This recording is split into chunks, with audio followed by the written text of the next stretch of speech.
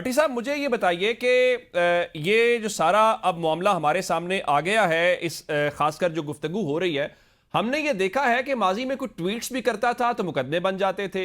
इसी तरह से तहरीक इंसाफ के ऊपर भी मुकदमे हुए।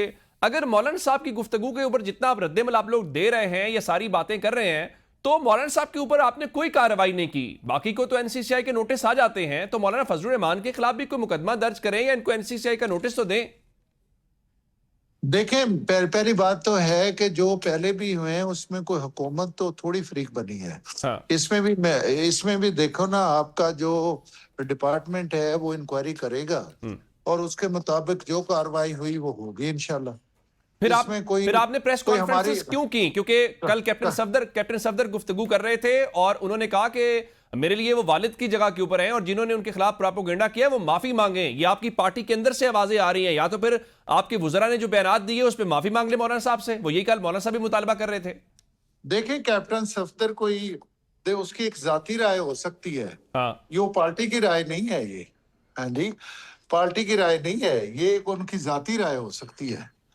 हाँ जी, और ये जाती राय, आपको पता है हर आदमी का हक है कि वो जैसे मर्जी बात करे। और ये अगर उसकी अगर अगर पार्टी की राय नहीं है तो पार्टी कार्रवाई भी नहीं कर रही, बाकी सबके खिलाफ कार्रवाई करते हैं। यहां के फिर आपके पर जल रहे हैं मौलाना साहब के हवाले से। नहीं, देखें, पार्टी ने किस जगह पे कोई पार्टी की तरफ से, पार्टी के लीडर की तरफ से, ये मिनिस्टर साहब की तरफ से कोई एप्लीकेशन आई थी। हाँ। ये जो कार्रवाई है वो इदारे ने करनी है। इदारे तो आपके मातहत हैं, जाहिर है वो मिनिस्ट्री ऑफ इंटीरियर के अंडर आते हैं, आपकी गवर्नमेंट का हिस्सा नहीं, है। मतया जरूर है। हाँ। देखे ना, मतया जरूर है, हाँ। लेकिन उसका मतलब ये नहीं है कि वो प्राइम मिनिस्टर साहब की तरफ से मूव हो या काबीना की तरफ से मूव हो या फिर उसमें कोई पार्टी ओहदेदार की तरफ से मूव हो। वो बिल्कुल ऐसा कभी भी जो नून लीग है वो विक्टिमाइजेशन पे नहीं यकीन रखती। ये सिर्फ मौलाना साहब की जमात को लेकर है या पीटीआई को लेकर भी नहीं, है? नहीं, ऐसी बात नहीं है। हाँ। देखिए, इमरान खान की तरफ से भी कोई, अगर इमरान खान साहब कहते हैं कि हमें रिहा करो, हाँ। तो क्या आप बताएं काबीना रिहा कर सकती है या नेशनल असेंबली रिहा कर सकती जाहिर है नहीं कर उसको? सकती। तो फिर देखें, ये काम हर कानून और आइन के मुताबिक काम होना है। ठीक। जो भी जिसके खिलाफ जो भी मुकदमा दर्ज होगा वो आइन और कानून अपना रास्ता लेगा। ठीक है, बिल्कुल ठीक है। मदोखिल साहब, मुझे ये बताइए कि कल जब बिलावल साहब इंटरव्यू दे रहे थे, एक तो वो कह रहे थे कि हमने 30 दिनों के अंदर अपोजिशन को इकट्ठा कर लिया था। मौजूदा अपोजिशन जो है वो इकट्ठी नहीं हो पा रही। ज़ाहिर है ये अपोजिशन की नाकामी है जिसमें पीटीआई का रोल नंबर 1 है, वो ड्राइविंग सीट के ऊपर है। जब आप ये कहते हैं कि आप गवर्नमेंट का हिस्सा नहीं है, आप अपोजिशन का रोल प्ले कर रहे हैं, तो फिर आप क्या इस बात का इम्कान मौजूद है कि मौलाना साहब को, तहरीक इंसाफ को, जमात इस्लामी के साथ मिलकर, क्योंकि आप कहते हैं जी हुकूमत यहां भी डिलीवर नहीं कर रही, वहां पे भी डिलीवर नहीं कर रही, तो इनको ज्वाइन करने का कोई इम्कान मौजूद है आपकी जमात में? जी बिल्कुल, सियासत में कोई अर्थ आखिर तो नहीं होता है। हाँ। आज का अपोजिशन कल का इत्यादी हो सकते हैं।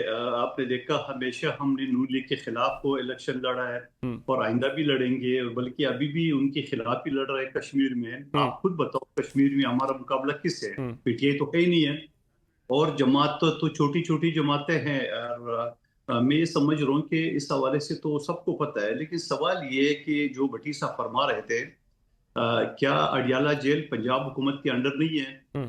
क्या पंजाब हुकूमत जो सीसीटी की कत्लेआम है, सीसीडी की है, उसके ऊपर बड़े फख्र से कहते हैं कि जुर्म कम होगा? भले 2200 लोग कत्ल हुए, मासूम बच्ची कत्ल हुई, कोई मसला नहीं है, ठीक, और जुर्म कम हो गया, तो वो फिर उस वक्त फख्र क्यों कर रहे हैं पंजाब हुकूमत में? और एक बंडर नामी वकील को जो इससे पहले भी वो अमित मीर समेत कई लोगों को खिलाफ को एफआईआर काटते हैं, तो वो किसकी हिदायत पे काटा है, कौन है बंदा, किसकी जिले में है, कौन से, ये सारी चीजें तो पंजाब हुकूमत की है। अब ये जो मर्जी है मुकर जाए वो एक अलग बात है। लेकिन सवाल ये कहने का मेरा ये है कि कश्मीर का जो इलेक्शन है या जीपी का, हम तो बार बार ये कहते हैं खुदा रहा वो एक मुतनाज़ा इलाका है आलमी सतह पे, वो अभी कोई क्लियर मुल्क या कोई क्लियर हिस्सा नहीं है पाकिस्तान का। उसके साथ हम थोड़ा सा एहतियात से काम ले। आप पंजाब में जो फॉर्म 47 की आपने जो काम किए है वो उसी तरह ना करें। और जीबी के बारे में भी हम यही कहते थे हमेशा, लेकिन आपने देखा मुस्लिम लीग नून ने एड़ी चोटी का जोर लगा लिया जीबी में मगर नाकाम हो गया। यानी इनकी एक अजीब पॉलिसी है कि वो मुंह पे राम राम बगल में चूरी, वो वाला मिसाल फिट बनता है इनके ऊपर। एक तरफ वजीर आजम जो है ना वो दे रहे, मुबारकबाद दे रहे, और मेरे साथ इनकी सूबाई सदर लेकिन मंदोखिल साहब, इशू ये है कि जहां पर आप हुकूमत का हिस्सा बन जाते हैं वहां फॉर्म 47 नहीं है। जहां पे आपको ये तासुर लगे कि शायद हम नहीं जीत पाएंगे, आप फॉर्म 47 की बात करना शुरू हो जाते हैं। फिर यहां पर असेंबली में खड़े होकर इनको भी बताएं कि फॉर्म 47 की गवर्नमेंट है। क्या बिलावल भुट्टो जरदारी साहब ने नहीं कहा है? मैं तो छोटा वर्कर हूं, मैं तो कहता रहता हूं हमेशा, मैं तो चैलेंज करता हूं। भट्टी साहब कई शो में मेरे साथ थे, दूसरी भी है। मैं कहता हूं मरियम बीबी, शहबाज शरीफ, नवाज शरीफ साहब फॉर्म 45 दिखा दे, खुदा की कसम कभी जिंदगी में वकालत और सियासत का नाम नहीं लूंगा। ये तो मैं चैलेंज करते रहता हूँ, लेकिन मेरे चेयरमैन ने कहा है, आप बताओ उसको क्या करेंगे? नंबर एक बात। दूसरी बात ये कि जीबी में जो ड्रामा उन्हें मचा है, आप मुझे बताओ क्लियर कट, एक शख्स पटवारी नमा इलेक्शन कमिश्नर जिसने अपनी वालिद की रियासत समझ के और एनओसी मांगा पाकिस्तानियों से, कभी आपने सुना? यहाँ जीबी के आवाम सिंध आते हैं तो एनओसी मांगते हैं हमसे, पंजाब या पख्तूनख्वा बलूचिस्तान में जाता है एनओसी मांगते हैं। मनपसंद सूबे से बदनाम जमाना कातिल पुलिस को बुला लिए, क्या ये उसका एक इकदाम था? लेकिन उसके बाद जो हाफिज रहमान साहब मेरे साथ एक शो में थे, जब एक्गर ने उसे सवाल किए कि बाबा आपके वजीर आजम ने तो मुबारकबाद दी बिलावल साहब को, कह रहे वो हमारा सदर नहीं, हमारा सदर नवाज शरीफ साहब है। ये रिकॉर्ड की बातें बता रहा हूँ जो ऑलरेडी टॉक शो में कही है। लेकिन मुझे भी टाइम देना है। जी मैं देता हूँ। 7 तारीख को जब पोलिंग का टाइम खत्म हो गया, 2-3 घंटे के अंदर पीपल्स पार्टी की 9 सीटें आ रही थी, नून लीग की 2।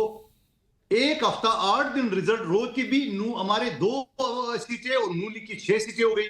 फिर जो 4 आजाद उम्मीदवार थे जो पीपल्स पार्टी में आ रहे थे, ये कहना हर हुकूमत में जो आजाद उम्मीदवार ने जो हुकूमत बना सकते हैं उसी में जाते हैं। यानी चलती गाड़ी में जो है ना सवार होता है, पंचर या बगैर इंजन की गाड़ी में तो कोई भी जाता है। ठीक। खुदा का गजब देख ले, जब बिलावल साहब ने एहतजाज किए तो उसके बाद आपको सीटें, आप कह रहे हैं कि वहां ये मुतनाज़ा चीजें थी। अच्छा इंजीनियर साहब मुझे बताइए कि बिलावल साहब जो बात कर रहे हैं कि हमने अपोजिशन को इकट्ठा कर लिया था, ज़ाहिर आप भी उसमें शामिल थे, मौलाना साहब आपकी जमात शामिल थी, अब अपोजिशन इकट्ठी नहीं है जी, उसमें आपकी नाकामी है। बहुत सारे लोग कहते हैं कि मौलाना साहब जो है हल्की आंच पे रखना चाहते हैं, वो सिस्टम से आउट भी नहीं होना चाहते, सिस्टम को नाराज भी नहीं करना चाहते और सिस्टम से निकलना भी नहीं चाहते, और सिस्टम का हिस्सा क्लैरिटी नहीं है। या पीटीआई आपको शामिल नहीं कर पा रही, या ये आप सबकी नाकामी है कि इस गवर्नमेंट के खिलाफ आप कोई मौसर एहतजाज, कोई तहरीक, कोई अलायंस नहीं बना पाए?